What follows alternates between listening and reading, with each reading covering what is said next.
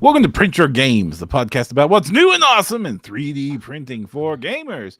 I'm one of your hosts, Jefferson J. Thacker, also known as Param, and I'm joined by Kristen Sowards, also known as Seventh Mastery. Kristen. So, apologies everyone for the last minute cancellation last week. Had a death in the family. It was very sudden. I had to go deal with that. It all hit at once, and so we weren't really able to reschedule or move the episode date. But we're back, and boy, it's been a bit of a week. A whole lot has happened this week. We've got some news to talk about. We've got some good news to talk about, and also we've got some deals to talk about because, of course, it is coming up on Black Friday, the most holy day in American commerce. So that we will have many deals talking about.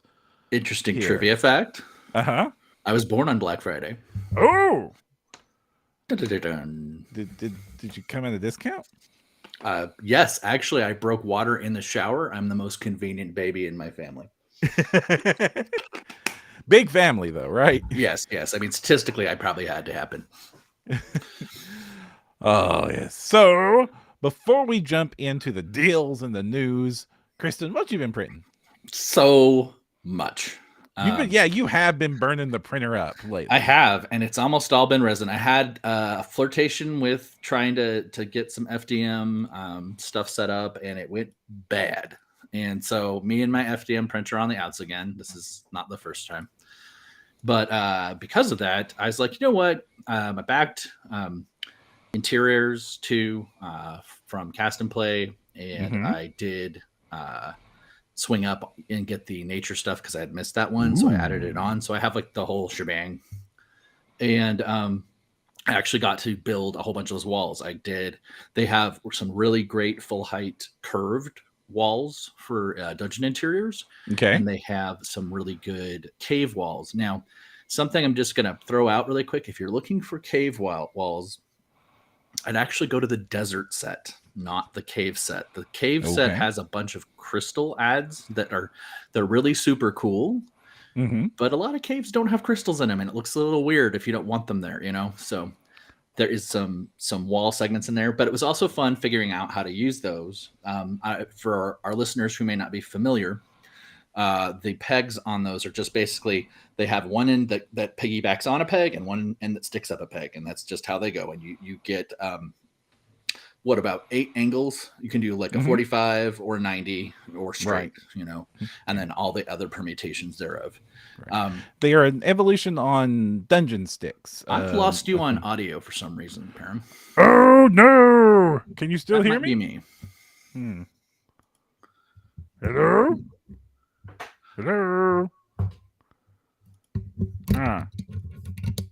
Can you hear me now? Can you hear me? Yes. Okay. I cannot hear you, but we'll just keep going and I'll just do my best. Here.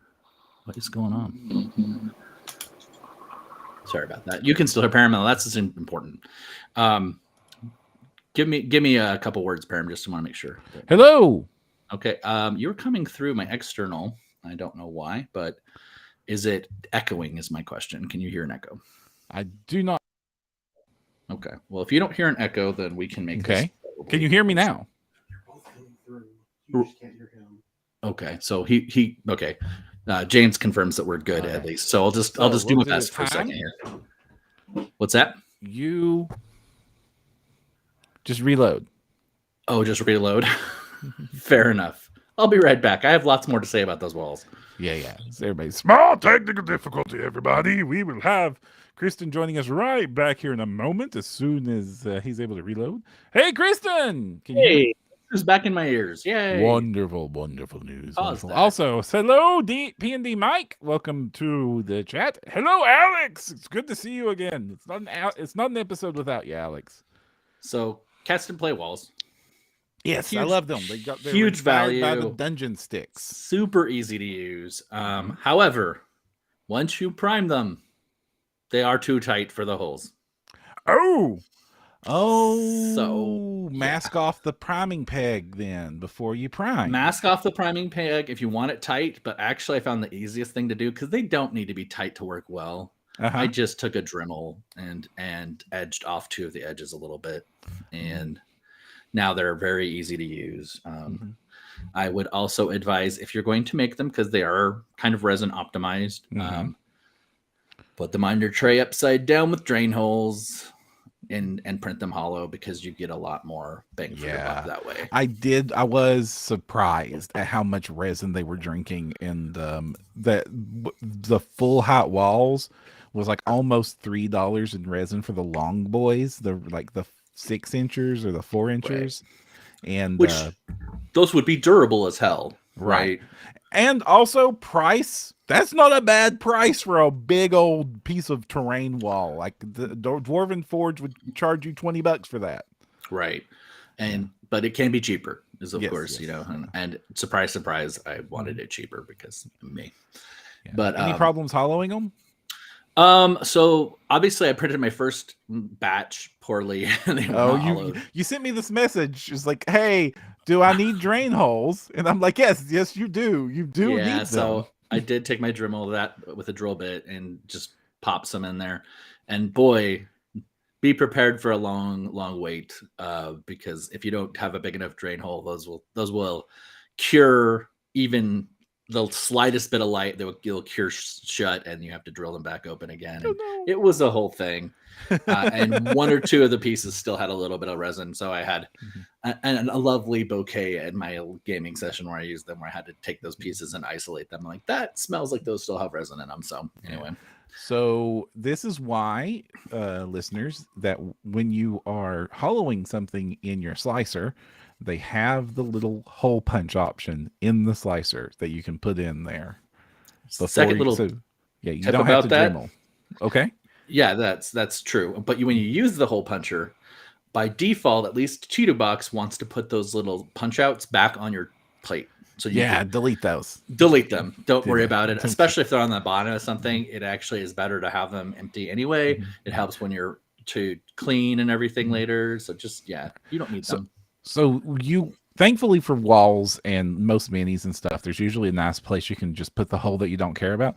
This is for if you were like printing a big statue or something that has detail, and you have to put a hole in the detail spot so that you can then slide that plug back in and then perfectly match the 3D print, so it's a useful feature when you need it, but for walls and minis and the stuff we do, you just almost never do. Also, don't put a hole in your plug area. Like you'll be tempted to, but you were telling me it tried to support that area, and you had little supports up in there. So don't put supports in your plug.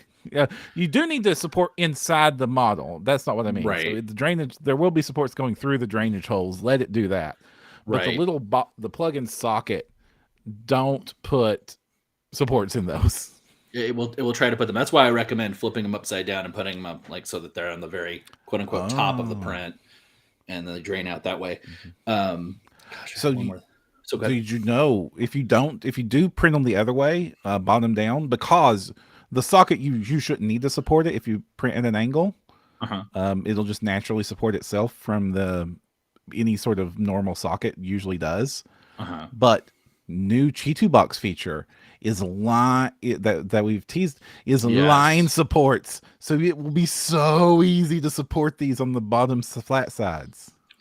Although the tops, when you flip them upside down, are usually pretty good too. I was really surprised how well they were really good, especially after this first few, because I printed some that were actually full resin and they warped, and it was expensive and they were ugly and useless, and I was like, this is worthless, why did I back this thing? Totally user error, my bad. And I did follow them up with 2 completely custom assembled gangs for my city that I also printed off, and a bunch of nobles. So I printed off a ton of stuff the last couple of weeks. Nice.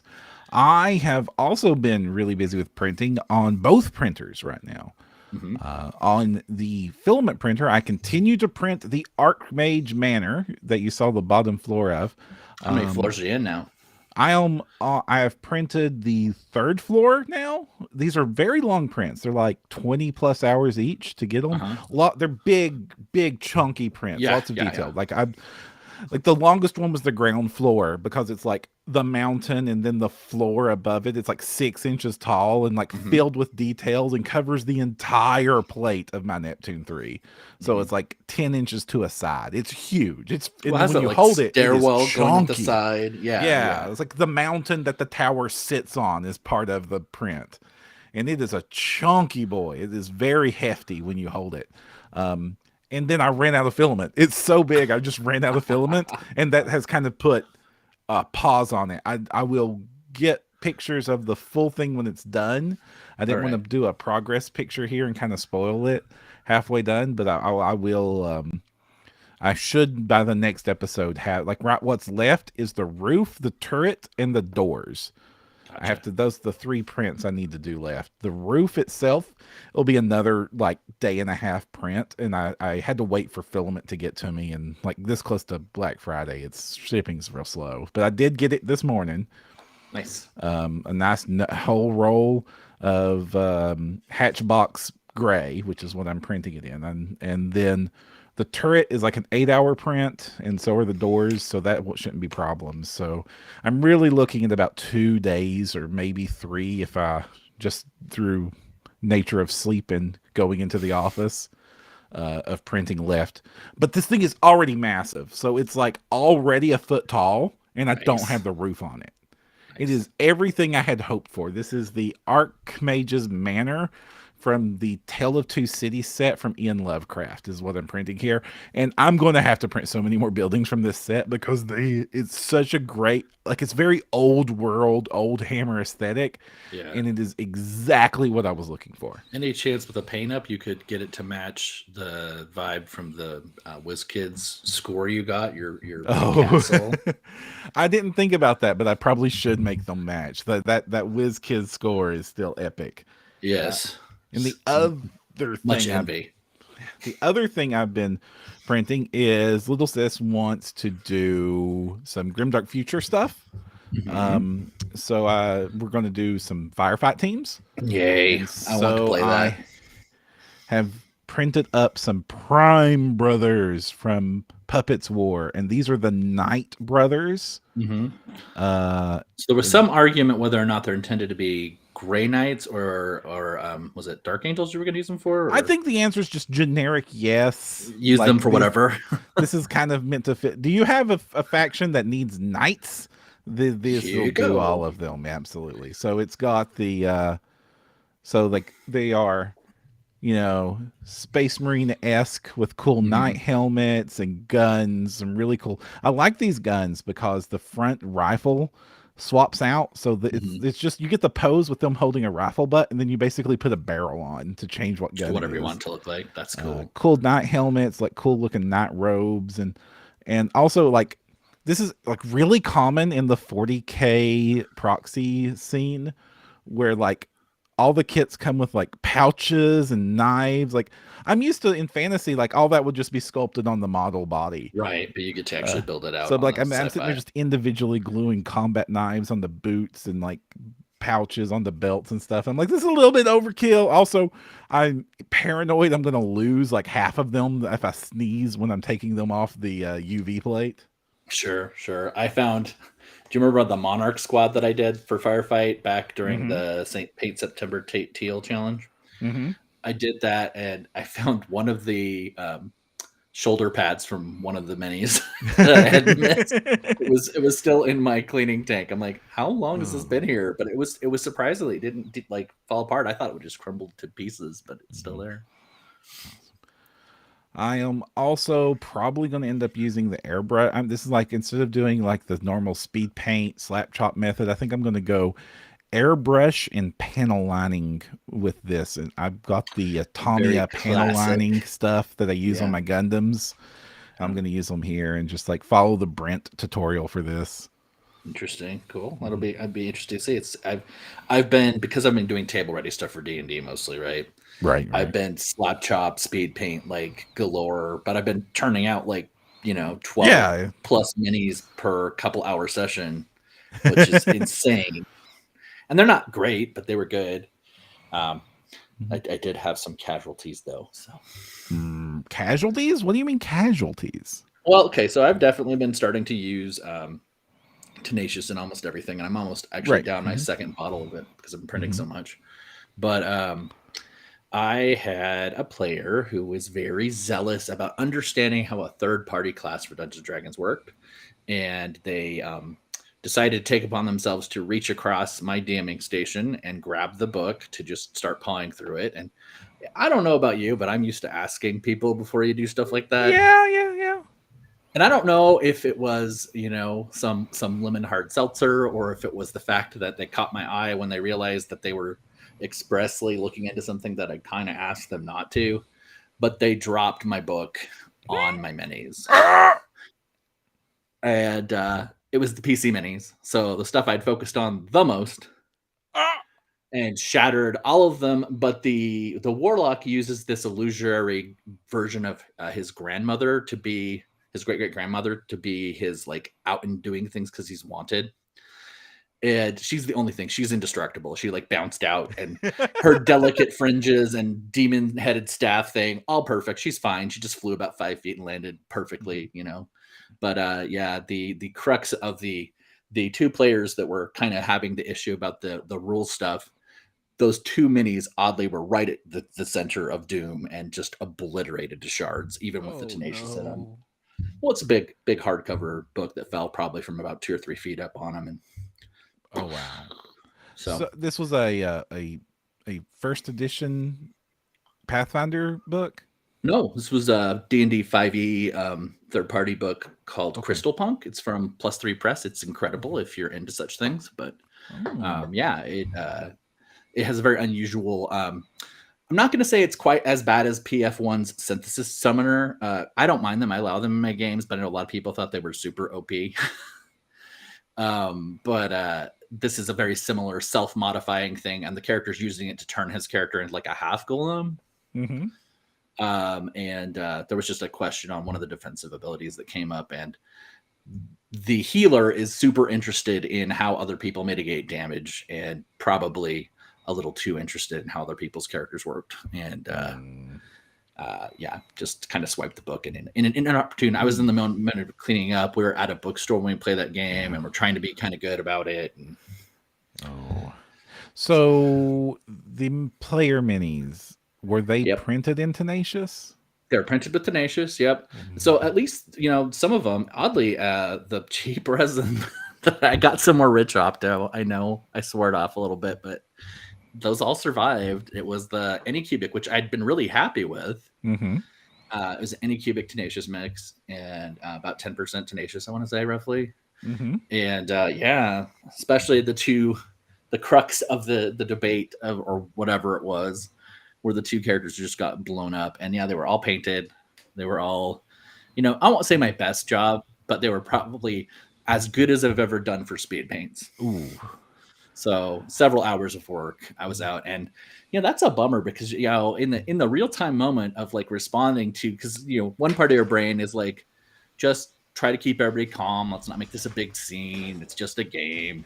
And the other part of your brain's like, that was 3 print jobs, and that was a bunch of paint and color matching and custom cuts and modeling programs.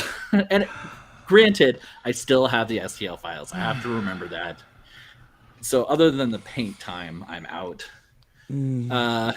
Alex, Alex says he would have revenge killed the player character. I'm not going to do that, but man, it was not a good scene. I was about to sit here and brag on the new resin that I was using, my new resin mix, which is the Soraya navy gray.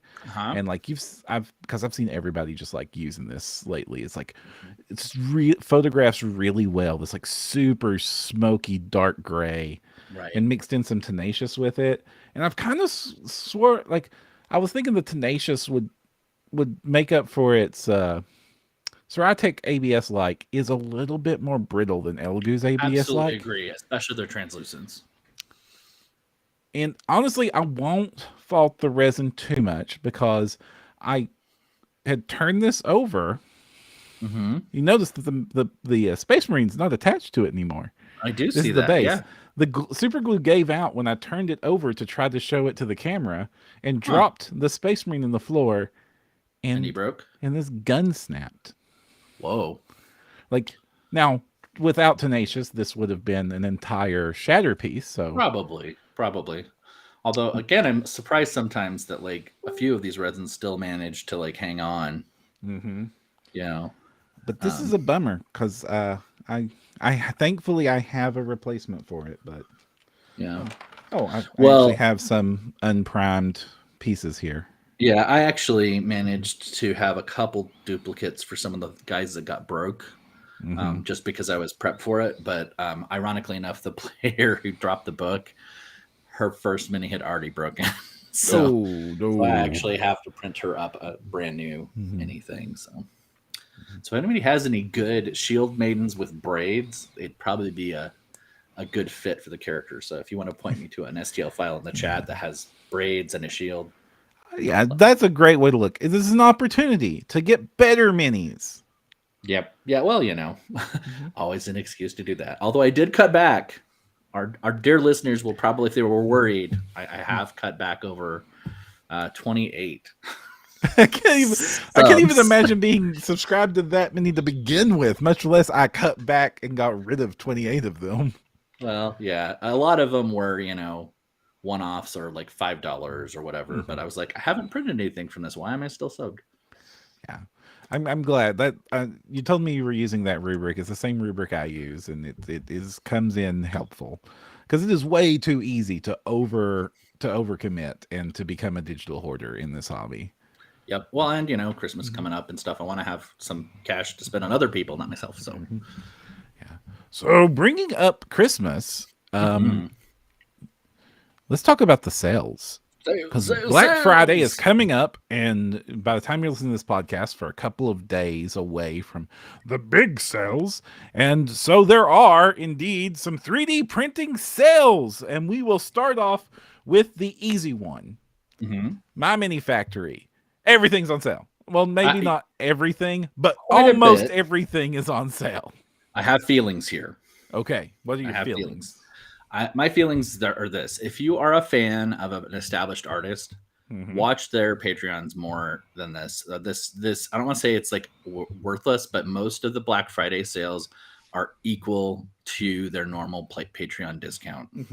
So don't freak out. Don't go buy a whole bunch of stuff. If it's somebody you're going to sub to anyway, don't do it. My admonition to other bargain shoppers like myself: this is the time to go buy minis from people you are wanting to try, because you're basically getting that deep Patreon discount, that deep tribe discount, but not having to buy everything. You don't have to buy the whole package either. You're just getting it even on a single mini at that 50%, 40%. I'm still surprised. There's a lot of people, very few people went above 50 here, which both Arc Villain and Titan Forge had 70% off last month. So this last month. So it's kind of weird that their Black Friday sales aren't nearly as good as that. But again, if you're a fan, follow them personally. You're going to see those deeper discounts than this. This is in my estimation, this is the time to try new stuff. Right. And there's some really cool new tribes and Patreons out there. If you're a Chaos junkie like myself, which is really weird because I don't actually feel the Chaos Army right now, but I want to. Immaterium just came out on Patreon. Super cool. Good name that's a good name for a 40K group. And it's so good for Chaos minis right now. I have noticed that this time last year, Old Hammer, everything was Old Hammer. Like that was like the line. And this year, there's so much 40K stuff, like so much Grimdark stuff, and a lot more historical stuff showing up. So it feels like a lot of the gaps we talked about last year are being filled. Also, really happy to see that while there are some holiday little sets and stuff, it does not seem to be like Revenge of the Christmas Goblins 12. No, I appreciate the holiday model.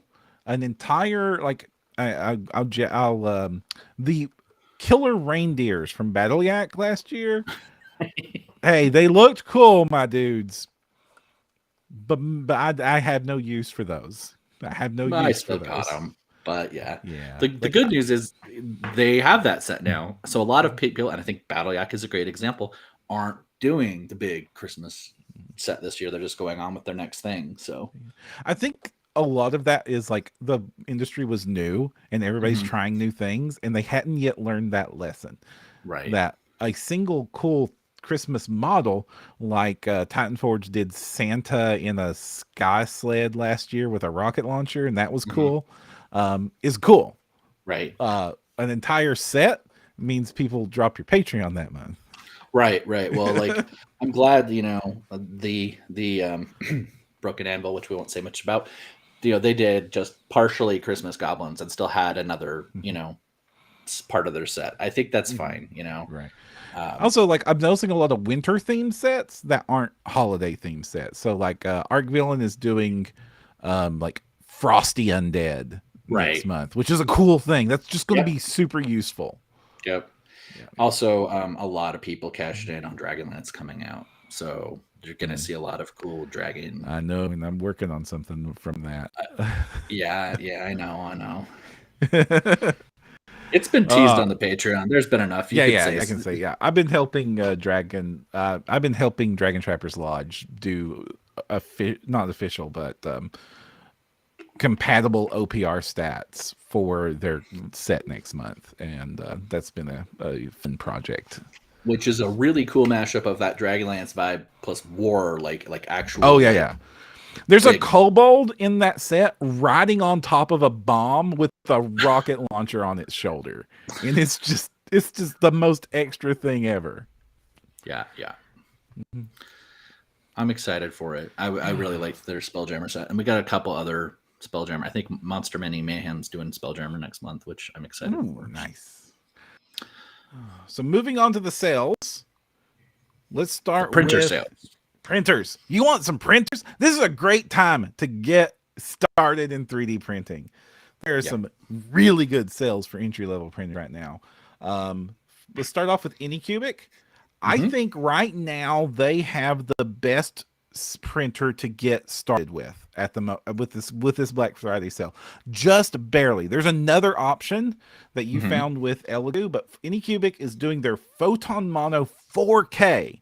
So this is their Mars 3 equivalent printer at $179. That's awesome. Yeah, so that is like that is as much quality as you will ever need. At that point in time, you're printing at higher quality than physical molds, plastic molds can mold. Like they cannot, you're already exceeding the detail threshold of what we can make through traditional manufacturing. So no worries about the layer lines as long as you print with like short layers. You're going to have to print at high detail settings, which does take longer. But you will be able to print the maximum possible detail on that printer. It's a small print. It's the small form factor. So you're doing minis. You can print just about any mini you want, and most of the big minis will be broken up to be printed in multiple plates on these small printers. So it's the standard size printer. Great entry level. If you're wanting to get into the hobby, this is it. I just helped my friend set theirs up. They bought one before the sales. And so I donated my smaller wash and cure machine to the effort, and I showed him how to set everything up, and we spent a weekend printing a benchy in resin, and that was fun. Nice. But it's a great printer. It's wonderful. Detail on it is fantastic. The Mono X, their Saturn equivalent, is at $299, which is fine. That's a 4K printer as well, so very good detail, just not insane detail because it's a bigger screen. It's still better than the old first generations. Still need the screen protector. Yeah, you're still gonna need a screen picture. The Cobra Plus is at $379, so this is the bigger Cobra. So it's a bigger build plate than your traditional bed slinger. It's than your traditional Ender clone, and the rest of their website they have like all the rest of their printers are at very big discounts too. So like lots of stuff to check out there. Also, resin is super cheap right now on the website, and so even if you're Yay. if you just want to stock up, like their tough resin is 2 for 1 right now, and buy two get one on their traditional ABS like. So like some really good. If you just a great time to stock up. Yep. And while I was looking at the Anycubic sales, you were helping research the Elegoo sales. Right, right. And again, I was going to say probably the Mars Tube is your contender. Probably the mono LCD, just the kind of their basic Mars Tube is $99. Oh, that is nothing. And to me, this is like the you got your nephew who's in high school and has been curious about resin printing or whatever, or if you have a player in one of your games who just wants to print their PC. This is that printer in my mind. It's a starter. It's perfectly solid. It's got the mono screen.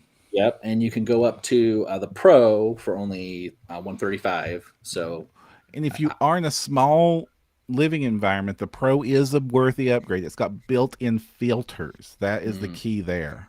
Nice, nice. And of course, our favorite Saturn is at $299. It's a great price to get into a Saturn. Yeah, yeah, and their Saturn S series is only $30 more, $329. Right. So those are pretty good prices.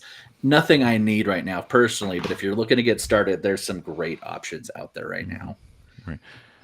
And you found something else with the Cobra? Oh, I was just going to point out the Cobra as an example.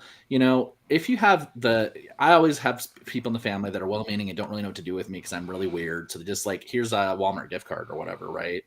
And a lot of those things, like Walmart's Black Friday, Target's Black Friday, there's actually a substantial number of these printers there. So if you've got like a pile of gift cards or something that you've kind of been like, I don't know, I'm gonna go buy mac and cheese or whatever, you could go buy a 3D printer, and some of them are pretty good. The Cobra Max is $500, 509. And considering that's normally $750, if you've got like some other stuff piling in or like gift cards or whatever, it's a really great way to pick one up, especially on like an FDM like that. So good. Yeah, I did notice like the FDM's not as big of a sale going on as the resin stuff. Yeah. Most of the FDM I saw, sad to say, are kind of at their end of life. The deep discounts are on the end of life, like last of their run stuff. Stuff is trying to probably be cleared out, right. Which can still be a really good machine depending on what you're willing to do. We've talked about it before, though. Your FDM printer is probably an investment in mods or replacements eventually if you're really going to get into it, especially on some of these older ones that are clearing out for cheap. Yeah. So, speaking of FDM printers, our next bit of news is that, hey, while we were just blinking, Elegoo decided to launch another printer. They've just been doing that lately. It's just not even much fanfare. Yeah, it's an improvement to the one we just bought. Yeah, it's like the Neptune 3 Pro is out for barely more than the Neptune 3. Retails for the same price, actually. And for that extra $10, $30, no, $20 right now on sale. It's on sale for $230 at the moment, $300 retail. You get a direct drive extruder, which is great to have if you want to do any sort of softer material, or it's also just more reliable than a Bowden tube. More control. You're going to have just a better time with the direct drive extruder and dual Z-axis screws, so that it'll be more stable and less wobble on the Z-axis. These are nice to haves. No major like the direct drive really is the star of the show here over the normal Neptune 3. Also, we have to hope that this one doesn't ship with the bug that those first run Neptune 3 shipped with, because that was not fun troubleshooting that. Still haven't fixed mine yet. But having printed with the Neptune 3 a lot now, it's already the best quality I've gotten off of FDM printer ever. So, I mean, props to them for getting a better one. But if you already got the Neptune 3, just make sure you do the firmware upgrade and you should be happy. If you haven't gotten the Neptune 3, maybe wait till people have used this one a little bit and then jump into it. If you're going to jump in on this Black Friday sale, I guess I would go with with the Pro over the non-Pro if I was choosing between the two, because that direct drive extruder is nice to have. It is nice, but not a huge difference between the two printers. But still, wow, like they silently launched the Saturn 8K and Yep. then they just throw this out there literally a few weeks after we It's get gonna make me the old gun shy one. for their bigger launches. It is. I'm Oh gonna be yeah. nervous because I'm like, when's the real second one coming out now? It's gonna be I mean, every by the time. end of this episode, they'll have launched 3 new resin printers and like and maybe an inkjet, just Right, because. right. An eco tank. Yeah. Nice. Yep. The other big news we've got to chat about here. War Games Atlantic. We've kind of made a big deal about them because it is a big deal. They're the first of the bigger traditional manufacturers to enter 3D printing in a big way. And they have opened up a tribe. It's exclusive to tribes. They're not doing a Patreon, so it's tribes exclusive. And it's a monthly campaign or a monthly subscription. They're launching with 18 sets in their first set, hundreds of miniatures. So explain to me how that's all for the $10, 18 sets? Yeah, you get all of this. Everything on their store you 18 get with different for the sets. $10. I'm gonna go ahead and bring open the window. Yeah, you get everything here for $10, and it's a good sampling of kind of what they make. You've got this really cool soup. Like first, everything they sell is stupidly modular. Like everything is like everything comes with like bodies and separate arms and separate heads because that's kind of their brand for all Right. their traditional manufacturing. So like you got this really cool kobold set, and you get to choose whether they're dragon kobolds or dog kobolds, and like with like dozens of different arms, and all of them are cross compatible with each other with ranged weapons, melee weapons, spears. Like you could just build infinite kobolds with this set. You get this halfling hero, and all their heroes. Like this is just one character. Comes with 3 different body poses and interchangeable heads and interchangeable weapons and interchangeable arms. It's like you just outfit the halfling hero with like giant greatsword, a smaller sword, That's club, really how they won axe, you over. crossbow, 5 different That halfling. heads. That halfling won you over, I can tell. Oh yeah. And their historicals are being supported here. So they have like old Russian gray coat miniatures for your Napoleonics. Like a whole like every different head you would want, like a whole bunch of different bodies and officer options. They've got gherkins. They've got the damned, which is for their death fields, their grimdarky stuff. So these would be great for Traitor Guard or Chaos Cultist minis if you want to do that. Or heck, you could even do Gene Stealer Cult with these if you wanted to do that. And again, it's just like a billion arms and weapons and like it's so much stuff. Like this, they brought a lot of crap here, and also they're definitely putting their own unique touch on it because the characters all have a billion options. It's not just they have hand sockets. We've seen a whole lot of that with like artisan guilds. Titan Forge does heroes. Titan Forge does a lot of modular stuff, but their heroes are usually static or like just 1 or 2 poses.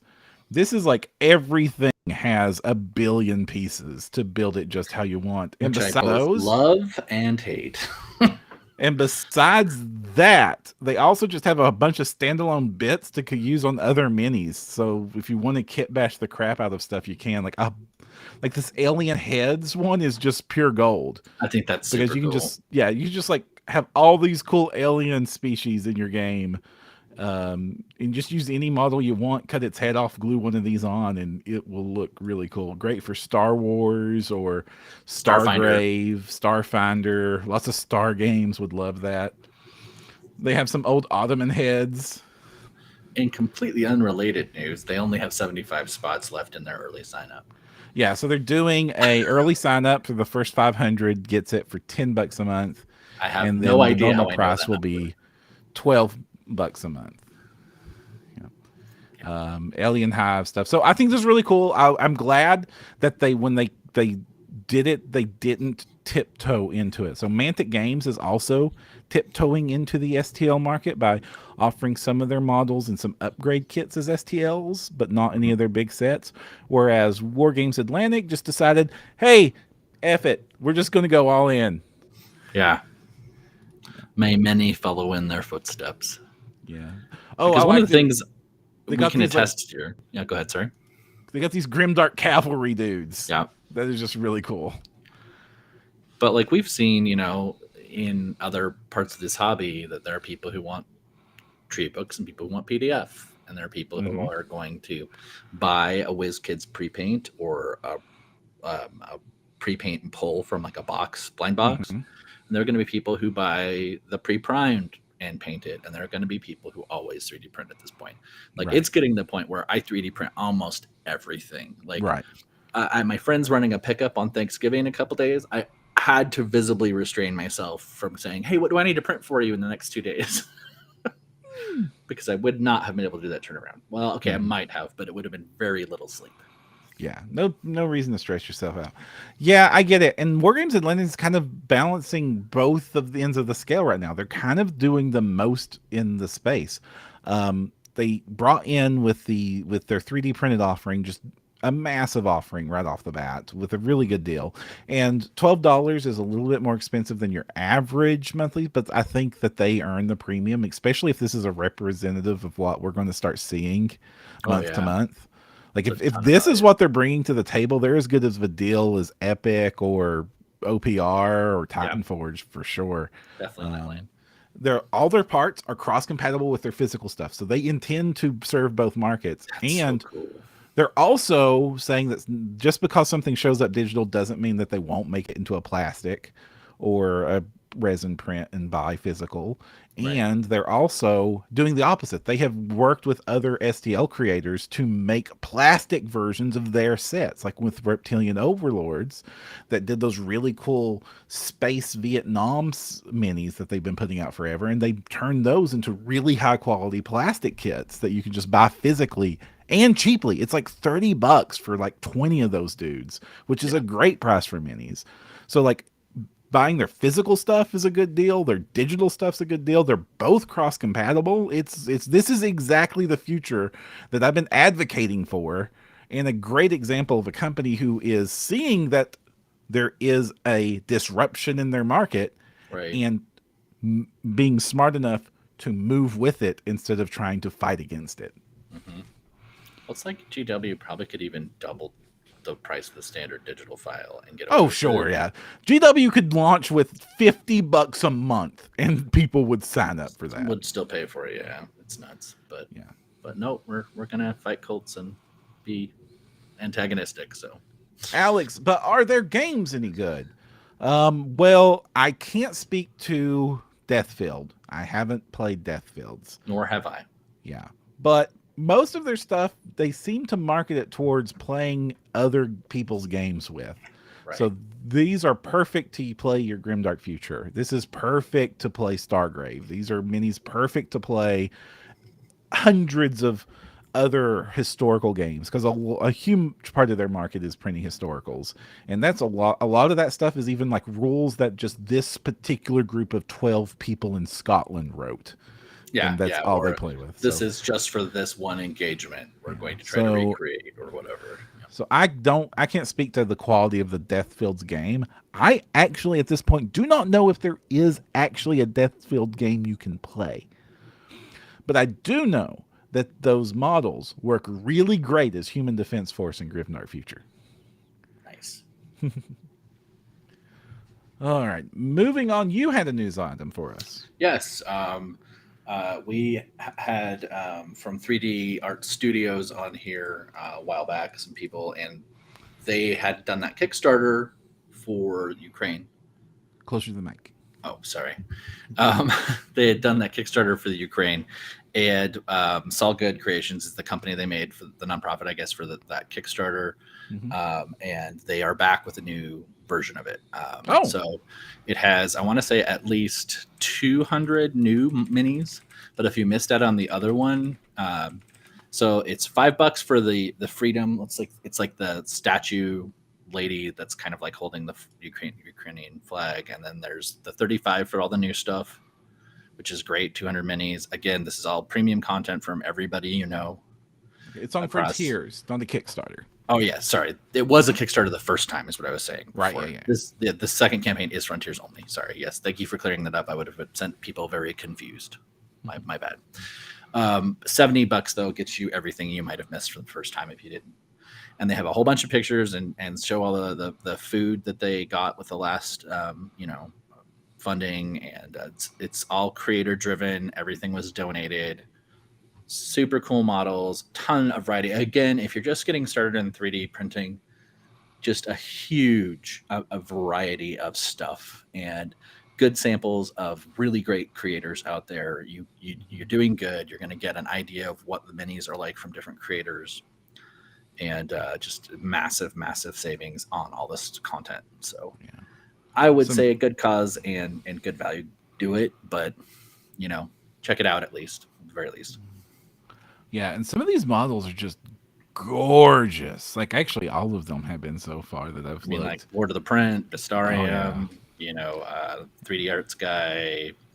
And as I said, like last time it was a lot of modern and fantasy. This time there's a good representative for Grimdark. If you want to get your Grimdark on, this looks like a great place to get it started too. There was a wonderful little terrain set and one of the most detailed tanks I've ever seen anybody put together for 3D printing. Yeah. I don't think you're going to get to the bottom of that scrolling for quite a while. Yeah, it's going to take forever. Yeah. But I think it's a super good cause, super good value. Check it out. And again, like I said, that's going to be the theme, I think, for the holidays this year for STL Files, at least, is try on something new. There's a lot of stuff that's cheap and good value you might not have seen yet. Yep. All right. And with that said, we are running out of time. We've reached the end of our episode. Actually, and we've also reached the end of our content. Unless you've got something I missed, Kristen. I do have a little thing. Okay. That's sort of important. Duncan Rhodes. I got to play with those paints. We haven't talked about that yet. How are they? They are great. Two thin coats really works. It's not a lie. They are very, very bright pigmentation. I just wanted to let listeners know there's a couple things about them. Their bright color ranges are so strong. They are terrible to dry brush with. Oh. So that was a weird thing that I wasn't expecting. I should have been right. High pigment count. You just need a little bit to get a lot of color on your fig. So if you're trying to do, or like terrain, I was just trying a couple things. I tried to do some fire magma effects with it, and the coverage for the base coats was fantastic. But I'm just warning people that you're going to probably want to do something else if you're doing dry brushing over it, or it's just a really, really so strong. Particularly the bright color ranges, the warm colors were really, really strong. I had a little bit of luck with brown and white, but because it's something from Kickstarter, a lot of people are not going to have access to this casually, and it's going to have to be something you probably have to buy at a con or whatever. So great base coats, probably a good alternative to like Pro Acryl would be a comparable thing. It's not quite as thick. And I was also going to warn people that not quite as thick as Pro Acryl. Yeah, Pro Acryl is watery to me. It's creamy to me. This stuff's thinner. Wow. And still really pigmenty. But the other thing I'm going to say, and I don't know if it was shipping from the Kickstarter and coming overseas or what, but the bottles were pressurized. So if you are not careful when you open them, you get a big gush because they're so full. I don't know if it's just the air pressure change from where they're packaged or what it was, but I would say if you're buying the set, be prepared, open it up, and just wait. You're going to get a whole bunch of paint that comes out the top of it, and use that for what your project doing. Like don't even try to tip it over, because you're going to just get like a gun, or turn it sideways. It's going to just kind of gush out. Like don't squeeze it for the love, because you will get so much coming out of it, because the thing is pressurized. Wow. And they are not big bottles. That's the only thing I was a little bit disappointed with. Yeah, they're 15 milliliter, right? Yeah, so if you have love a color, you're going to be burning through them pretty quick. But they are great range and very, very much live up to their promise. So hopefully I'll have some more info about how they interact, like reactivation. I know we're talking about that with speed paints a lot. So if you combine it with that, I want to see how that interaction works. Right. And the news on the street is the new speed paint formula coming out won't have Yes, reactivation. I saw Dana's new video and I was very excited about that. So that's good news there. All right. And Ninjon has a video on the Duncan Rhodes paints where he says that they're basically the 52 best colors GW makes. They're clones. Very similar. I would say that's fair. They felt, like I said, a little more smooth to me, but like not quite like like I feel like I put some pro acryl on my brush. I can go for that for a while. And this is a very direct, smooth application. Done. And I have accidentally stumbled across a set of Citadel paints that I have no idea what to do with. Just a random tangent there. Okay. Yeah, sorry. I think it was like, I just like, I got, as part of my job working for OPR, I was researching some things. And part of that involved getting my hands on a recruitment kit that a certain other company makes. Gotcha. And inside this kit was like a full set of GW paints. Huh. Well, not a full set. Like, it's not every color they make, but it's like 20 of them. Oh, that's better than their starter kit. Yeah. So, like, hey, it's a nice set of GW paints that I don't use GW paint, so I don't know. Like, should I just start using these? I mean, they're all right. I still use like the contrasts a little bit, but yeah, they're decent base coats. Ultramarine blue. You just said yourself you're going to do airbrushing on your things. But the Dark Angels is how I know, but I'm sure the green, or they're green, right? Yeah, there's a green in here. I don't really care what color my human victims' armors are. My demons and aliens eat them all the same. So, and with that said, we are going to be signing out. If you want to help out the podcast, one of the best things you can do is leave us a rating on iTunes or Spotify, because that really helps boost our exposure and get the word out. The other thing you can do is, just share the episode around if you think your friends or stuff might like it. That helps us a ton. Just help get us some more exposure. If you want to find more, you can find us at printyourgames.com. Where you'll find links to all of our socials and other things, including our Facebook and our YouTube page, as well as all of our past episodes that you can catch up on. And if you wanted to binge all of Print Your Games from start to finish, our full year and an episode worth of content. Full year. Wow. It's been a whole year. If you want to find me, you can find me over at, actually I'm between socials at the moment. I'm a digital homeless right now. Kristen, you can find you over at TikTok, right? You can find me 7th Mastery at TikTok if you like D&D and RPG content. I do also some painting streams too there. Yep. And so until next time, I'm Jefferson J. Thacker, also known as Parent. I'm Kristen Sowards, also known as 7th Mastery, and don't forget to use the screen protector. Bye, everybody.